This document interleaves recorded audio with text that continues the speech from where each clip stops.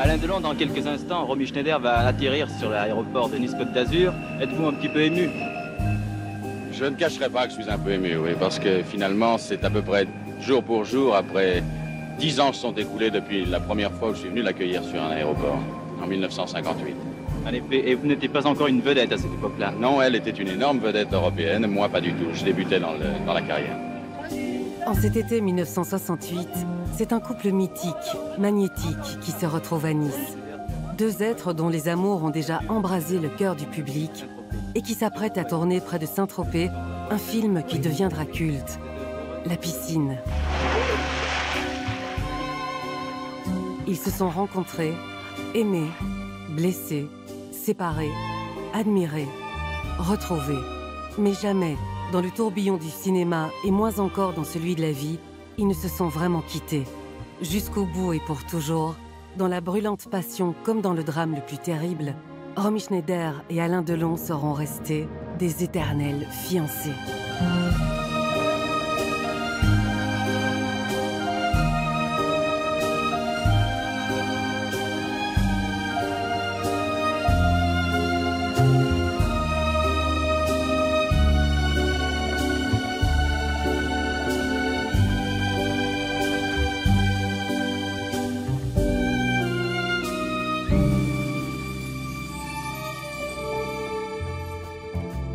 En 1958, c'est à l'aéroport de Paris-Orly que se rencontrent pour la toute première fois Romy Schneider et Alain Delon, futurs partenaires de Christine.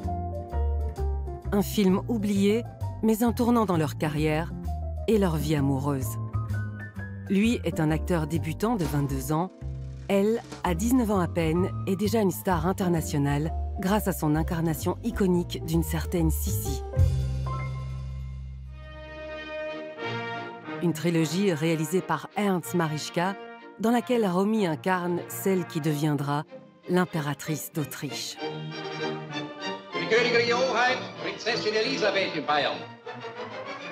Sie hatte eine solche Präsenz und Intensität, dass sie die erfahrensten Schauspieler überspielt hat.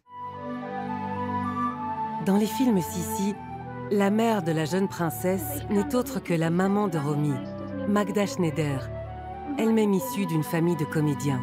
Romy, c'est la fille de deux grands célèbres acteurs autrichiens. Sa grand-mère est une très grande actrice, c'est un peu la Sarah Bernhardt autrichienne.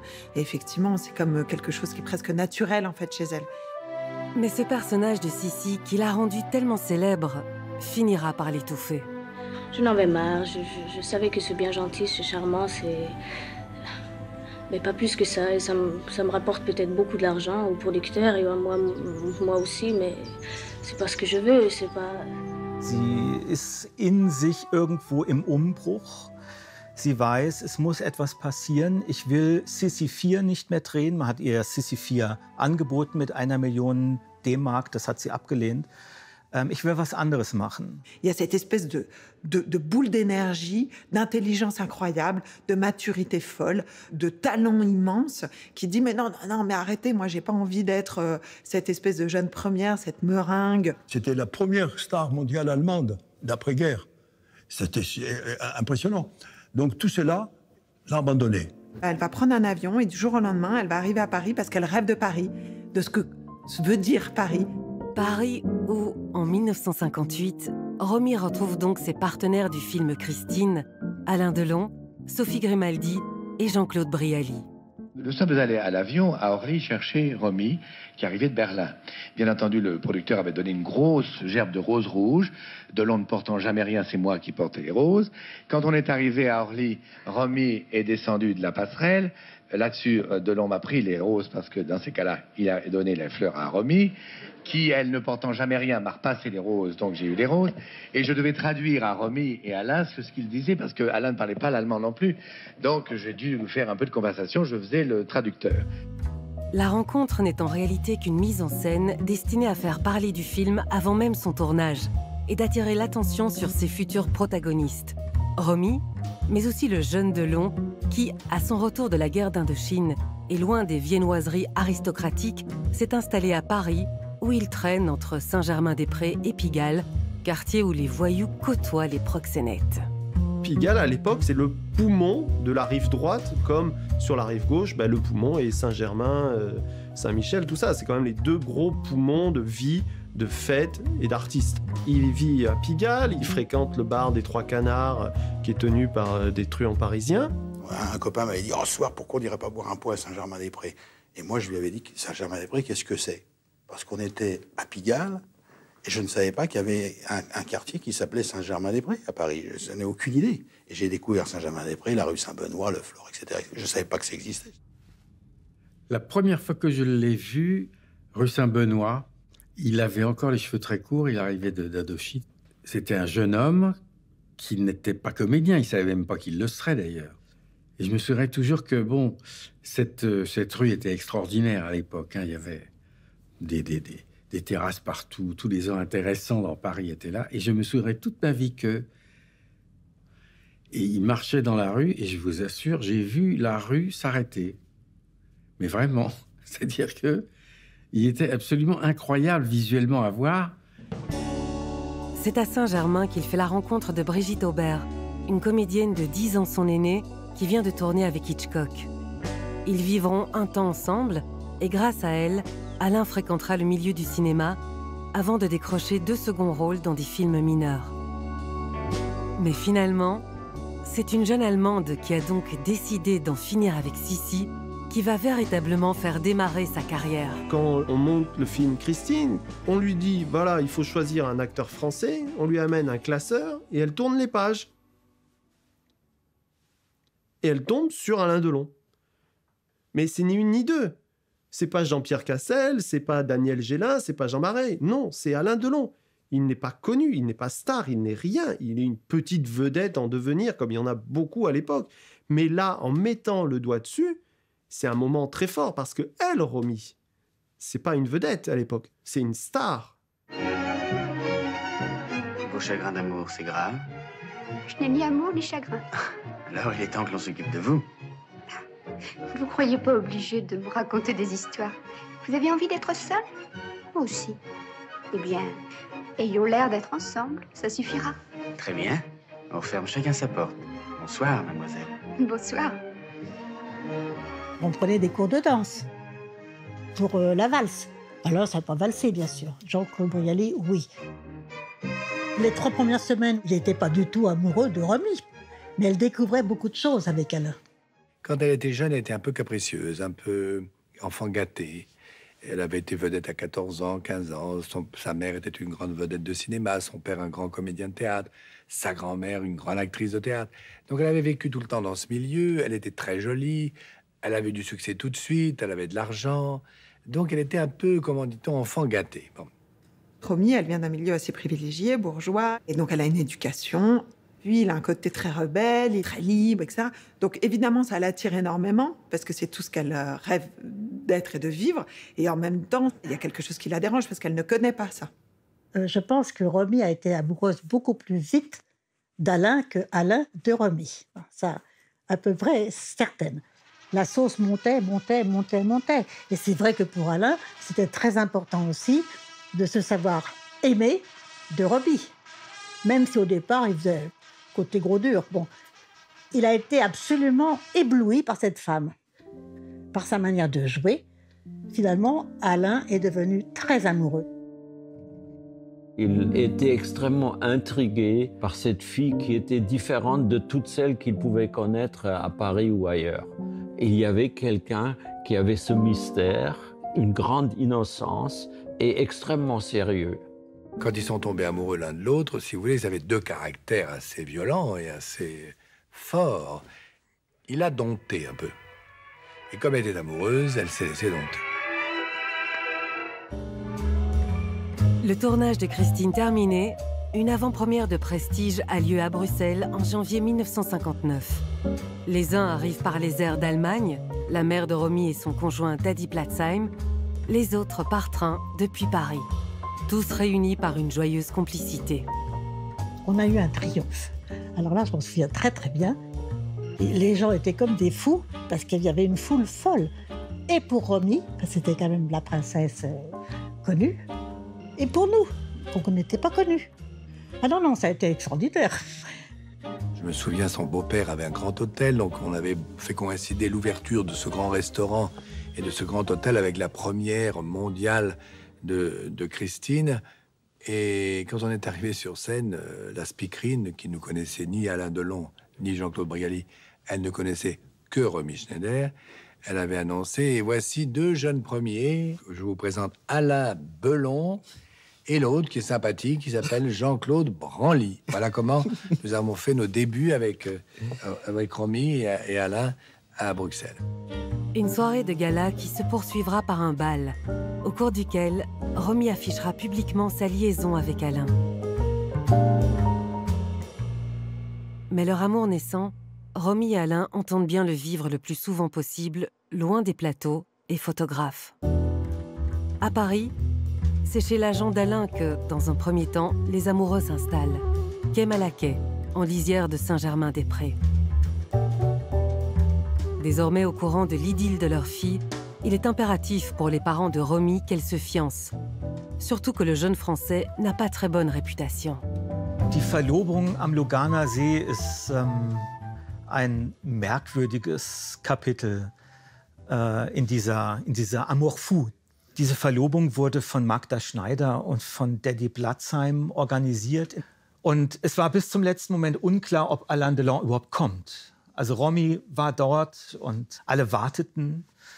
Aber so wie Romy ihn da schon kannte, sie waren so 8 Monate in etwa zusammen, meinte sie weiß gar nicht, ob Alain kommt. Das ist eher unsicher. Ja, also man kann sich auf Alain nicht unbedingt verlassen. Er ist unverlässlich. Und er kam dann aber.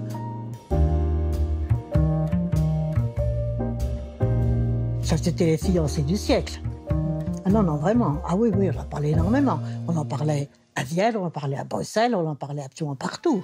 Au studio où il tourne son dernier film, Alain Delon a présenté à ses amis qui ne la connaissaient pas encore la femme qu'il aime. La jeune vedette allemande Romy Schneider a convaincu sa mère qu'elle pourrait être heureuse en épousant un comédien.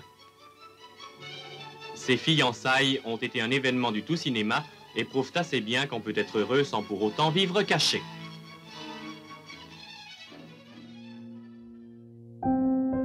Des fiançailles qui, cependant, vont profondément heurter l'Allemagne et la presse de ce pays, outrés que ce mauvais garçon français leur enlève leur jeune et belle Sissi. Ah mais les Allemands, oui, ils étaient furieux. On leur avait volé la star. C'était ça. Il y avait des papiers négatifs, un peu partout, évidemment. Danach war sie die Schlampe, die mit ausgerechnet Alain Delon nach Frankreich gegangen war, waren die deutschen Männer sehr gekränkt. Denn man muss sagen, die deutschen Männer haben gegenüber dem französischen Mann einen Komplex. Der französische Mann hat den Ruf, der bessere Verführer zu sein. Quelques semaines après ses fiançailles, le couple est au Festival de Cannes, où l'on verra souvent Romy au bras de sa mère, la comédienne se réservant tout de même des moments privilégiés avec Alain. Quand ils sont tombés amoureux, l'un était fasciné par l'autre dans sa personnalité. Delon qui devenait de plus en plus dans la vie de Romy une sorte d'ange gardien, un ange malfamé peut-être, mais néanmoins gardien. Et elle, le côté baroudeur, le côté un peu canaille, le côté sûr de soi, pour elle, c'était ça. So etwas hat sie in der Form nicht gekannt. Schon mal gar nicht diese Wildheit, diese Leidenschaft, dieses Grenzenlose, dieses auch über Grenzen überschreiten. Also Alain Delon hat sie ja in Bereiche geführt, die ihr völlig fremd waren, die sie überhaupt nicht kannte. Romy, dégourdie par Delon et le milieu parisien, n'a plus jamais été la même qu'avant Delon, mais lui-même aussi. Il a découvert à travers elle un autre monde, commencé à s'intéresser. Il se sentait peut-être un peu inculte et essayait de venir à son niveau. Et quand le couple veut fuir les mondanités, il peut désormais se retrouver au calme dans un ravissant écrin déniché par Alain, le prieuré de Tancroux, à 1 heure au nord-est de Paris. Dans le jardin devant la maison, une tour, dans laquelle il apprend ses rôles. Et pour cause, sa carrière connaît un essor irrésistible, grâce à Rocco et ses frères, de Luchino Visconti, et Plein Soleil, de René Clément. Les deux arrivent en même temps. Et quand vous avez les deux en l'espace de quelques mois, mais c'est vraiment quelques mois, qui s'intéressent à vous, qui font deux films qui vont devenir des chefs-d'œuvre dans deux genres différents, bon, ben, tout de suite, ça y est, voilà, l'acteur est là, il est mis en place, c'est parti, ça décolle. Impossible à dire, c'est quelqu'un qui n'avait pas fait des études d'acteur, qui n'a pas fait du théâtre comme Belmondo, comme tous les autres. Non, il est entré dans le cinéma et est devenu acteur presque du jour au lendemain. Lui devient quelqu'un de très, très, très important, d'incontournable dans le cinéma français. Romy Schneider aura toujours à se battre. Romy Schneider apparaîtra dans Plein Soleil, mais quelques secondes seulement. J'ai oublié le nom. Mademoiselle? Mademoiselle, je ne sais pas. Comment ça va? Ça va, viens t'asseoir. Pour l'heure, en France, Romy attend de vrais rôles qui ne viennent pas. Das macht etwas mit Schauspielern und Schauspielerinnen, die ja die Aufmerksamkeit und die Liebe des Publikums und den Erfolg auch brauchen. Und Romy saß eine Zeit lang immer mal wieder in Paris und hatte nichts zu tun. Und sagte, je fais rien, j'attends. Ja? Während Alain in Italien ist bei Visconti oder irgendwo anders und dreht und sie ihn besucht und an seine Sets kommt. Elle attend les propositions, rien ne vient, elle apprend la langue, mais c'est quand même compliqué, même si elle va parler évidemment parfaitement français. Puis elle tourne plus, et c'est ça qu'elle sait faire, quoi. Donc en fait, elle a passé 7 ans sur un plateau de cinéma, et tout d'un coup, il n'y a plus rien. En France, à cette époque-là, il y a des comédiennes qui montent. Il y a Bardot qui est là, qui est en pleine possession. Il y a Jeanne Moreau, il y a Mylène de Mongeau. Donc c'est pas évident pour elle de se faire une place au milieu de ce qui se passe. Durant ces moments de doute, c'est sur sa vie personnelle que Romy se replie. Je crois qu'il faut toujours avoir quelque chose au-dessus de ce métier. Parce qu'on ne sait pas très bien combien de temps ça peut durer. C'est une famille, des enfants, une maison. Mais son métier ne va pas tarder à la rattraper. Par le théâtre, et grâce à Visconti qui lui propose d'être la partenaire d'Alain dans la pièce « Dommage qu'elle soit une putain ». À genoux, mon frère, jure-moi, sur la tombe de notre mère, de ne pas faire de moi l'instrument de ton plaisir ou de ta vengeance. Aime-moi ou tue-moi, mon frère. La pièce est une pièce très violente, très dure, très tragique. Comme vous savez, c'est l'histoire d'un amour un peu exceptionnel, d'un amour entre un frère et une sœur, donc d'un inceste. C'est difficile de ne pas penser que c'est un couple qui joue, étant donné que cette histoire d'amour depuis 3 ans presque faisait quand même la une de tous les journaux. Je pense qu'il venait voir le couple et qu'il venait voir Romy pour voir si la petite Allemande allait s'en sortir sur un spectacle, pas par gentillesse. Ça a été un triomphe, et le triomphe, c'était pour Romy. C'était pas pour Alain Delon, c'était pas pour Visconti. La pièce a été même un peu critiquée à l'époque, mais c'était en disant, mais en fait, mais elle a du talent. On en a parlé pendant des mois de ce spectacle. Dans la foulée, Visconti engage Romy pour un film à sketch dont il réalise l'un des chapitres, Boccace 70, tourné en 1961. Pour Romy, tout va mieux. D'autant qu'à Paris, son couple peut désormais s'épanouir dans un hôtel particulier situé avenue de Messine, dans les beaux quartiers de la capitale. En 1961 toujours, Romy Schneider tourne le premier long-métrage d'Alain Cavalier, Le combat dans l'île. À l'écran, la comédienne s'y montre tourmentée, comme le personnage qu'elle interprète, ancrée dans une intrigue contemporaine mêlant violence psychologique et politique. Le film, tout à fait différent de ce qu'elle avait fait jusqu'à présent, de guerre, de passion, et aussi de passion politique, puisqu'il parle de l'ORS, etc. Et c'était étonnant de la voir dans ce film. Cette petite Autrichienne qui avait fait sa fortune dans la confiserie viennoise et que j'ai vu arriver sur mon plateau au début du tournage pour jouer un rôle de Française en français et l'y voir si déplacée avec tant de sensibilité, tant d'intelligence et de naturel, je crois que c'est une forme de, disons le mot, c'est une forme de génie. elle a une forme de génie. En 1961 encore, Romy, pour qui toutes les portes semblent ouvertes et les espoirs permis, revient au théâtre et reprend en tournée le rôle de Nina dans La Mouette de Tchekhov.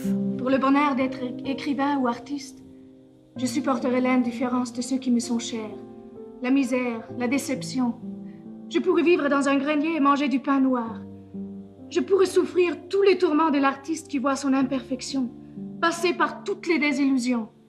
Puis j'ai accompagné la pièce en tournée. Je me souviens, la première escale, je crois, c'était Orléans, donc où Romy jouait la Nina et était debout dans la coulisse en train d'attendre son entrée en scène. C'était comme de passer encore une fois son bac ou son examen d'admission en France. Elle avait un trac énorme, mais comme un brave petit soldat, elle travaillait, était là, comme on fait, elle murmurait sa première réplique et attendait d'entrer en scène. Et puis, elle a gagné la partie parce que là, elle avait une présence formidable sur scène. Après cette folle année 1961, Romy revient au Festival de Cannes, plus Chanel que jamais, en compagnie d'Alain dont la carrière n'en finit pas de prospérer. Le 15e Festival du cinéma s'ouvre à Cannes dans une ambiance qui se veut cette année plus studieuse que frivole. Il commence pourtant dans un grand mouvement de foule avec en tête d'affiche Sophia Loren et Romy Schneider, vedettes du premier soir de gala. Et pour cause, c'est Boccace 70 dans lequel jouent les deux comédiennes qui ouvrent, hors compétition, les festivités, même si la presse n'en a que pour Alain. Alain Delon, la première chose que nos téléspectateurs remarquent en même temps que moi, c'est que vous laissez pousser la barbe. Oui. C'est pour plaire à Romy Schneider qui est à côté de vous ou c'est pour des besoins? Ça n'est pas pour plaire à Romy Schneider, ça n'est pas pour faire un genre non plus, c'est pour les besoins d'un film, pour les besoins de mon prochain film que je commence dans 8 jours, qui s'appelle Le Guépard, que je vais tourner en Sicile, qui sera dirigé par Luchino Visconti avec Burt Lancaster et Claudia Cardinal. Merci d'avoir répondu si gentiment à ces questions indiscrètes. Au revoir Sissi, au revoir Alain Delon. Merci. Ah, Sissi. Sissi qui colle décidément à Romy. D'ailleurs, pour la comédienne, l'embellie semble terminée et les réalisateurs européens la délaissent. Mais pas le cinéaste américain Orson Welles, qui l'engage pour le procès tourné à Paris avant que Romy ne s'envole vers les États-Unis pour honorer son contrat avec la Columbia. Elle est à Los Angeles, ça ne lui plaît pas du tout, hein, cette pression des studios, cette façon qu'ils ont de cadenasser les actrices. Elle s'ennuie, elle a envie de retrouver Alain, et puis la presse, en fait, en France, n'arrête pas de faire la une sur la rencontre avec Nathalie Delon. Car entre-temps, lors du tournage de La Tulipe Noire en Espagne l'été 1963, la présence d'une jeune femme aux côtés d'Alain Delon en a intrigué plus d'un. Une jolie Française rencontrée à Paris quelques mois plus tôt. Es gab aber Nathalie Delon davor schon eine ganze Zeit. Ja, das ging ja schon seit ein paar Monaten. Das heißt, man muss das bei Alain Delon differenzieren. Er hat das Körperliche, die Leidenschaft, die Sinnlichkeit, das alles, das war für sie, für Romy, nicht exklusiv. Nathalie Delon, qui était d'une beauté fulgurante, c'est pour elle qu'en fait, il a arrêté la route qui le menait vers le mariage avec Romy qui avait été annoncé. Also Dezember 63, sie kommt aus den Staaten zurück und kommt in die leere Wohnung in Paris, in der Avenue de Messine. Und dachte eigentlich, Alain ist da, aber er ist nicht da. Und dann steht da ein Bouquet mit roten Rosen auf dem großen runden Tisch in der Mitte und eine petite note. Romy, la raison me force à te dire adieu. Nous avons vécu notre mariage avant de nous épouser. Notre métier nous enlèverait toute chance de survie. Ne te trompe pas sur la couleur de ces fleurs. Ce ne sont pas des roses noires. Je te rends ta liberté en te laissant mon cœur. Je suis parti avec Nathalie. Pardonne-moi. Alain. Dass sie in dieser Zeit wirklich sehr mit dem Leben gehadert hat, sie depressiv geworden ist. Und es gibt auch in ihren Tagebüchern eine Zeile, wo sie schreibt, das Jahr von Herbst 63 bis Herbst 64 war bisher das härteste Jahr meines Lebens. On savait déjà qu'elle était beaucoup plus attachée à lui que lui à elle. La séparation, c'était un choc parce qu'il était partout, dans les journaux. La presse se déchaîne, mais se déchaîne. Alors l'Allemagne, qui ne lui ont jamais pardonné de l'avoir quitté, ils sont bien contents. Et alors là, c'est Alain Delon qui en prend pour son grade. Et puis elle, ils sont très très contents de l'avoir malheureuse. La France, oui, c'est le côté people, voilà. Donc non, c'est une période assez terrible. Une presse qui passe rapidement d'une rupture à un mariage. Celui d'Alain avec Nathalie, de son vrai nom Francine Canovas, l'été 1964. Avant que le couple n'embarque à bord du paquebot France, direction la Californie, où Delon doit tourner et où naîtra leur fils Anthony. La première photo que j'ai faite de lui, c'est à Los Angeles, et le môme était né. Donc là, il y a le petit. Elle était vraiment belle en plus, hein, Nathalon, là. Elle avait un côté aventurier, elle, quand même. Hein. C'était une fille formidable. Elle avait un côté voyou, même. Elle était très marrante. Hein. Moi, vraiment, j'ai beaucoup rigolé avec elle. Et ce mariage aventureux, tumultueux, avec Nathalie, aura également pour décor Tancrot, où le parfum de Romy s'est évaporé. Nat! Nat! Ça a été une rencontre assez violente, je dois dire, entre nous deux. Il était très grossier. Tu veux que je te raconte? Il était assis sur mon sac, tu sais, tout simplement. J'étais avec des amis à lui. Et il était avec des amis à lui, qui ne me plaisaient pas tellement, qui avaient un drôle de genre.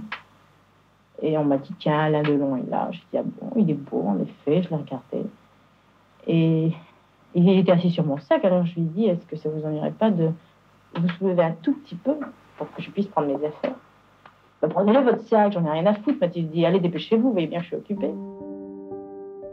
Loin de Tancrot, mais aussi désormais loin de Paris, Romy Schneider est retournée en Allemagne. Et elle va s'installer à Berlin en disant, ce que je veux, c'est faire du théâtre.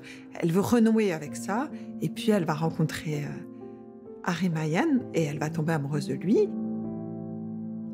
Qui l'a séduit, parce qu'il était le contraire d'Alain. Il était beau, mais c'était un intellectuel, un homme avec plein de qualités, mais aussi un peu fou, comme ça. Je n'ai jamais compris ce que Romy pouvait voir dans Harry Mayen.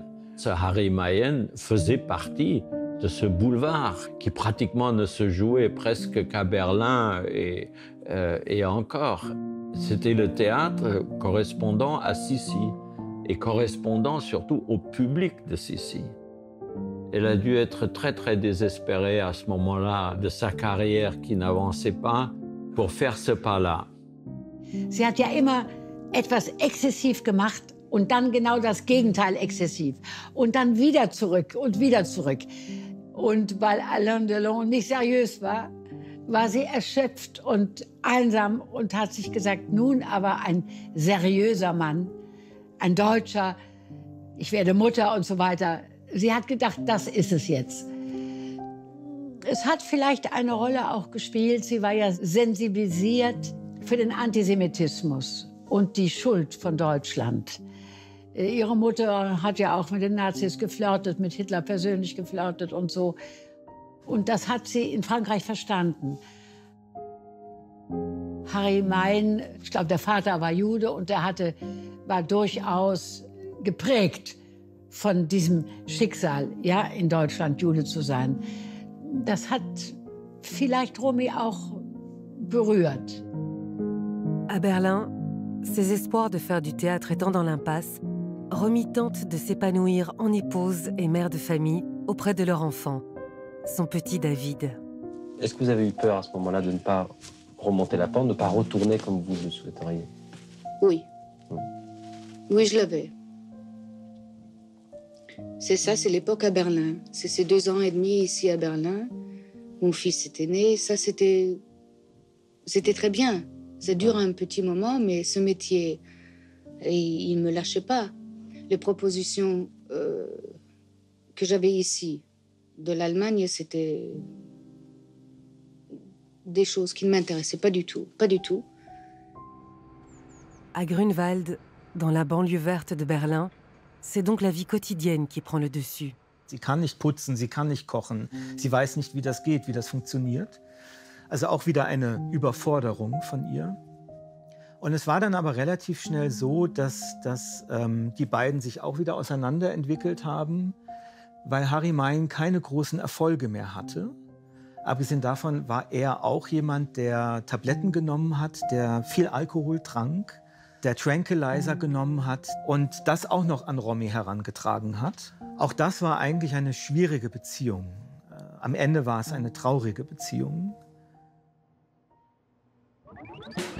Pendant ce temps, Alain Delon enchaîne les films en France comme à l'étranger.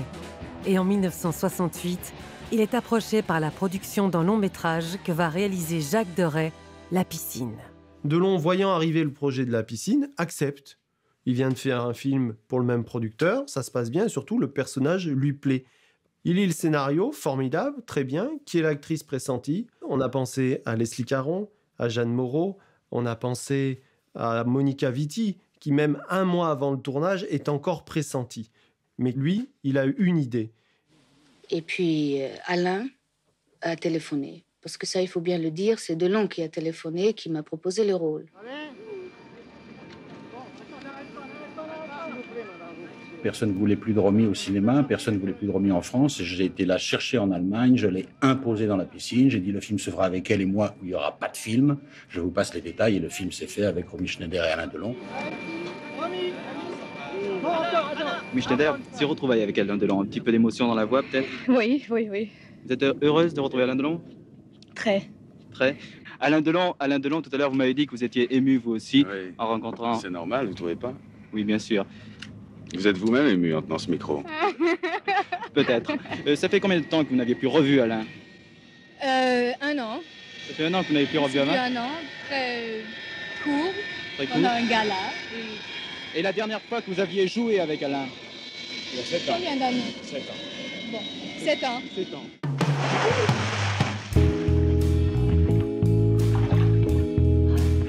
Quand Delon propose et impose Romy Schneider pour La Piscine, ce n'est pas pour se faire pardonner de l'avoir quitté quelques années plus tôt, ce n'est pas parce qu'elle-même lui avait tendu la main en 58 pour Christine, non, c'est parce qu'il sent qu'elle est le personnage. Il sent que ça sera bon pour lui. C'est que lui, il sera meilleur à côté d'elle. Il comptait sur même la magie passée entre eux. Ça nourrit quand même toujours quand on a été très intime de cette façon-là. C'est chaud dehors. Bouillant. Qu'est-ce qu'on fait? Ce que tu veux. Le regard entre Alain et Romy, il y avait un truc inouï qui se passait, qui était leur propre histoire. Cependant, sur le plateau, en marge du tournage, il n'y aura pas l'ombre d'une ambiguïté entre eux. Pousse la guêpe enculée là. Pousse la guêpe là, juste là. Vas-y. Là, c'est vraiment deux complices qui se marrent, qui sont ensemble. Tu as encore une? Non, vas-y, couche-toi, ça tourne en ce moment. Il y a vraiment une espèce de complicité des deux qui est, je trouve, magnifique. C'est un tournage de famille, il n'y a pas du tout de jalousie.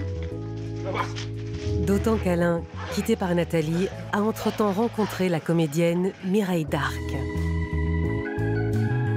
Tournée l'été 68, montée à l'automne, La Piscine fera l'objet d'une avant-première sur les Champs-Élysées en janvier 1969, à laquelle se pressera le tout Paris. Un film dans lequel Romy va subjuguer un réalisateur qui jusque-là avait peiné à s'imposer, Claude Sautet.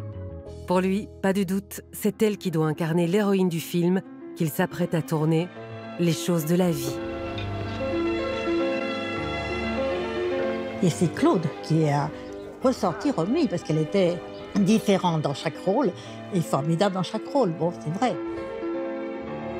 Les choses de la vie, et elle retourne tout le monde. Bon, Max les Farailleurs, c'est la pute, maquillée, etc. Et là, Romy, elle a été formidable, parce qu'elle a montré des facettes tellement différentes qu'on ne s'est même plus posé la question où les gens ont oublié Sissi. À quel moment de votre carrière vous voyez-vous? Je crois au meilleur, mais je suis très optimiste. J'aime trop. Et je suis ravie, j'espère de continuer comme ça. Ce bonheur sur grand écran, Alain ne se prive jamais de le partager avec Romy dans les nuits parisiennes. Avec Claude Sautet, mais aussi d'autres réalisateurs français de renom, Romy entame dès 1970 le plus beau chapitre de sa filmographie.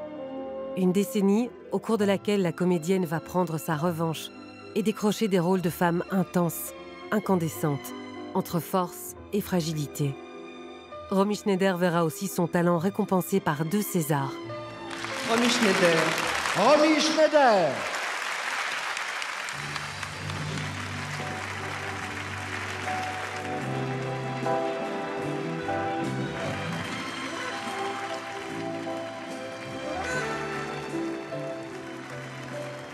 Je vous remercie beaucoup. Je suis très heureuse et très fière. Elle va chercher les réalisateurs, elle va chercher les gens, elle veut vraiment créer, monter sa carrière comme elle l'entend, c'est-à-dire de devenir une grande actrice. Mais Romy a été l'incarnation absolue, oui, de la française idéale. Idéale. C'est quand même génial d'être allemande, enfin autrichienne, et de devenir l'incarnation de la femme française, quoi. Ces années-là, Alain Delon, lui, tourne Le Clan des Siciliens, Borsalino, Le Cercle Rouge, La Veuve Couder, et un film qui va lui permettre d'avoir Romy Schneider pour la 3e fois comme partenaire, L'assassinat de Trotsky, réalisé par Joseph Losey. Jacques, je suis allée à ton bureau l'autre jour.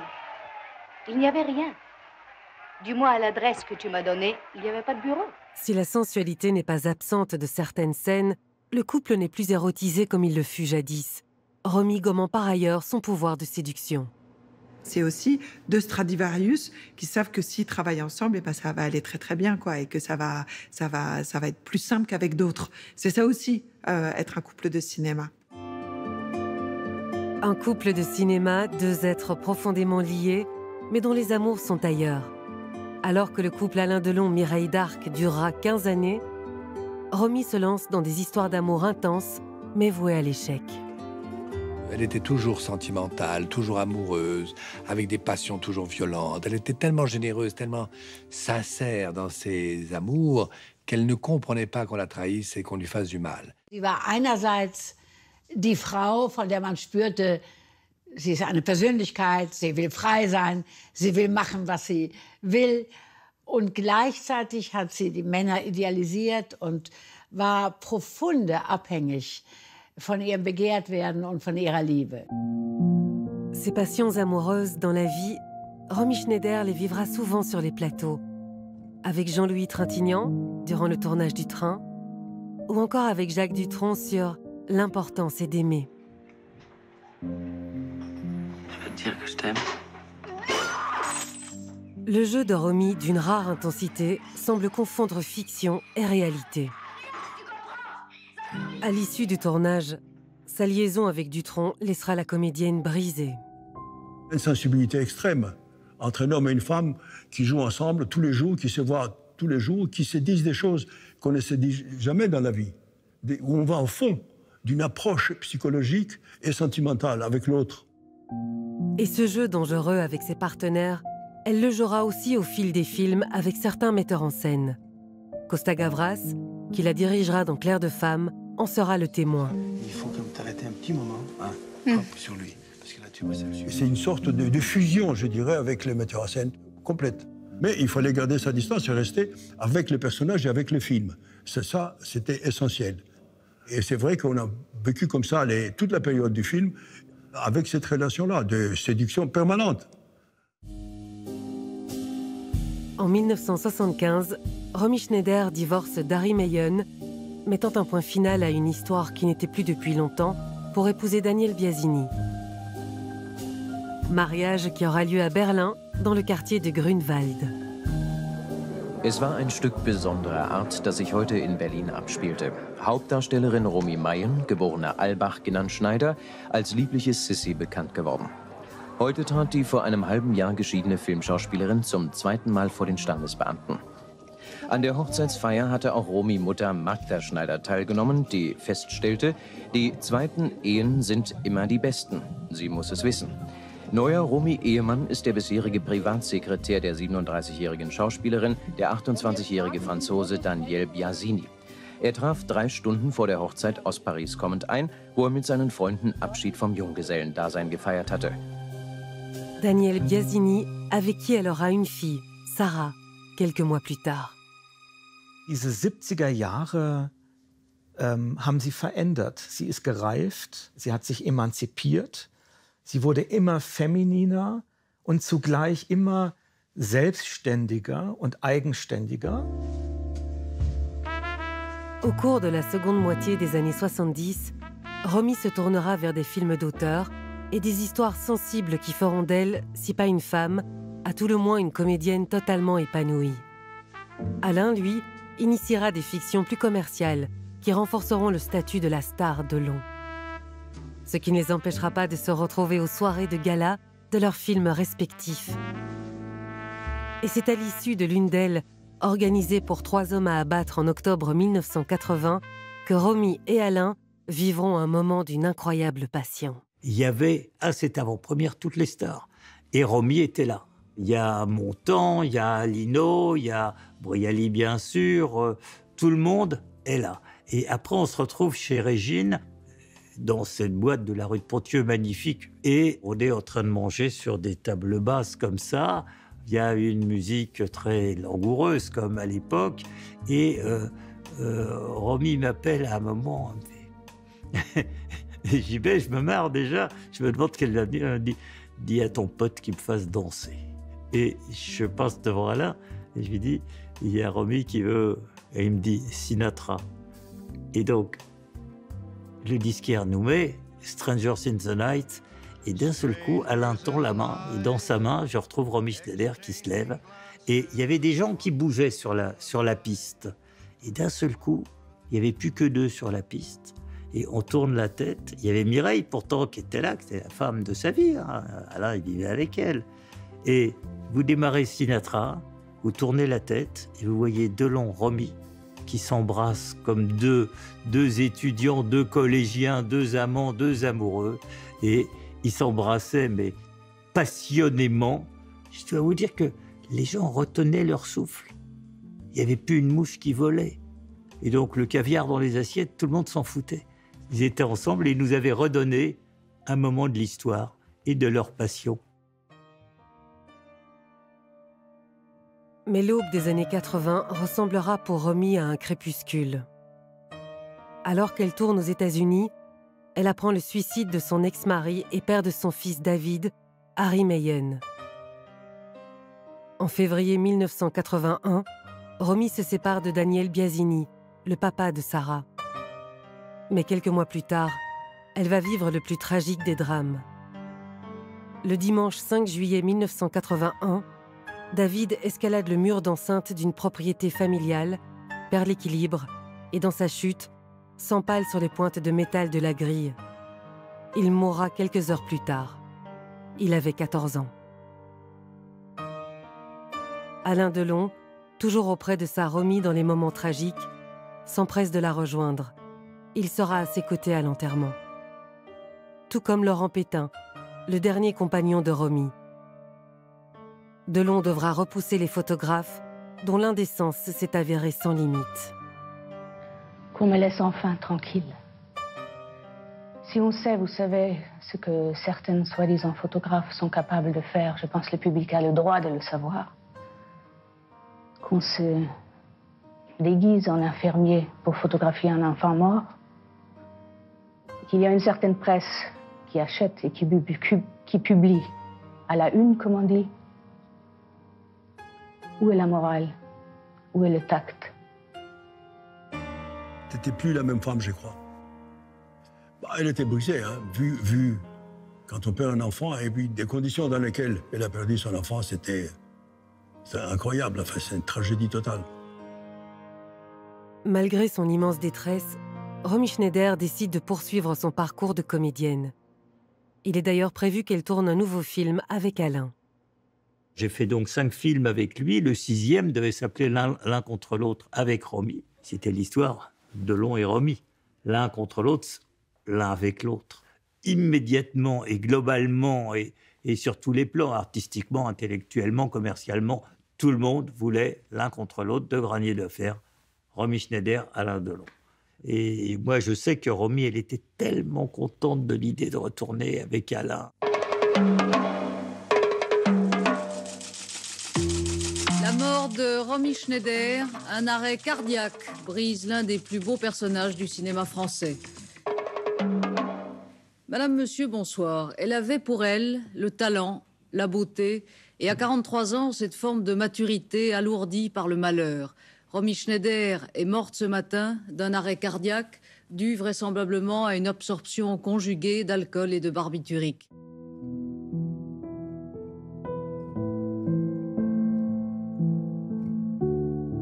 Je sais qu'elle ne s'est pas suicidée, je sais qu'elle était allée dîner avec des amis, qu'elle est rentrée, elle était un peu fatiguée, qu'elle avait besoin de temps en temps, pendant 1 heure ou 2 heures, d'écouter de la musique et de penser à son fils.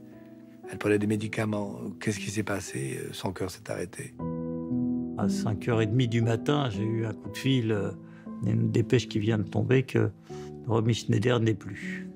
À peine j'ai raccroché, 3 minutes après, le téléphone ressonne. Et là, une voix au-delà de l'outre-tombe me dit « Allô, c'est Alain. J'ai un mauvais pressentiment. » Sans préciser. Et moi, je lui dis « Romy est partie. » Et il comprend tout de suite. Il me dit « On va la voir tout de suite. » Et elle était dans un appartement qui avait été prêté, rue Barbet-de-Jouy. Il y avait déjà des journalistes, les flashs, les machins. Mais il y avait un énorme respect quand Alain est arrivé. On est monté et on nous a introduits dans la chambre où il y avait Romy. Ça a été un moment de bouleversement, mais je veux dire, le monde était en train de s'écrouler. Et on est resté dans la chambre, à mon avis, 5-6 heures avec Romy qui était là, allongée dans la chambre mortuaire. D'un seul coup, on aurait dit que tout le malheur du monde qu'elle avait porté, la pauvre, était dégagé. Elle avait un visage extrêmement apaisé, extrêmement... On a beaucoup pleuré, je dois vous dire, parce que... Et puis, quelqu'un a refrappé à la porte. C'était la maman de Romy, Magda Schneider, qui était arrivée. Et elle l'a pris dans ses bras et c'était son gendre. Il y a eu un moment d'une émotion incroyable, mais sans un mot, ils se retrouvaient, ils s'entendaient et l'histoire continuait à s'écrire. Et Magda Schneider, c'était la maman de Sissi, impératrice, c'était l'impératrice mère. Donc on était à la fois dans le film, dans la chambre, dans la suite. Ça a été un moment absolument insensé. J'ai compris qu'Alain allait prendre en main toute l'organisation des obsèques. De toute façon, personne d'autre était ni habilité ni légitime.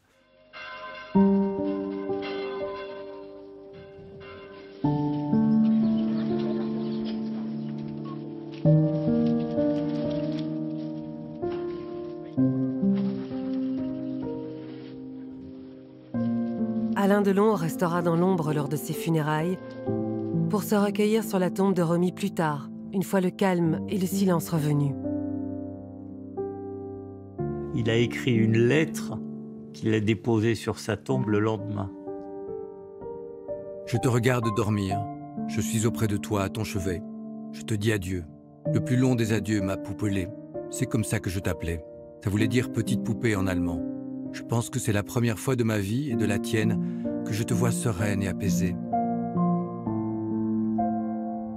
Romy, ça, quand elle est partie, il est parti loin, ailleurs.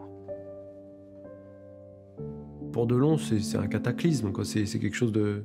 C'est plus qu'un amour de jeunesse qui s'en va. C'est une femme qui l'a suivi toute sa vie. Elle l'a connu, il était rien. Et au moment où elle décède, il est tout. Ils ne se sont jamais quittés, en quelque sorte. Ils se sont séparés, mais ils ne se sont jamais quittés. En 2008, 26 ans après la disparition de Romy, c'est d'ailleurs à Alain Delon que l'on demandera de remettre à la comédienne un César d'honneur à titre posthume. Parce que tu me manques terriblement.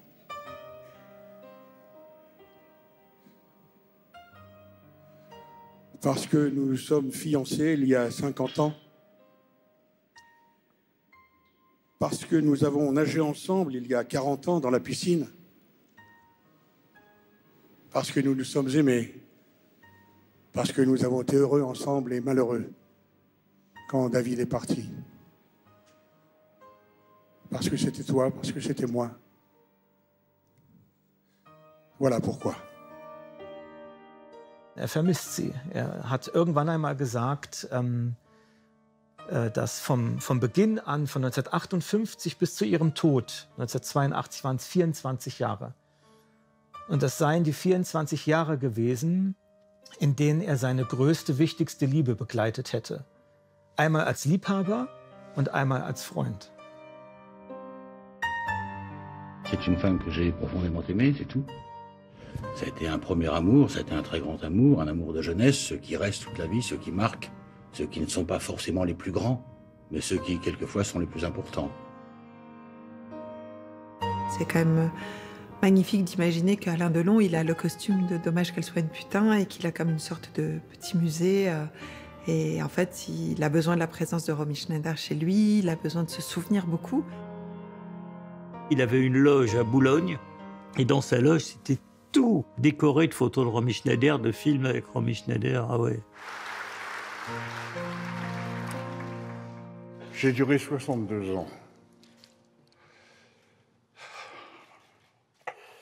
Et maintenant, je sais que ce qui est difficile, c'est de partir. Parce que je vais partir. Mais je ne partirai pas sans vous dire que je pense à Mireille et à Romy.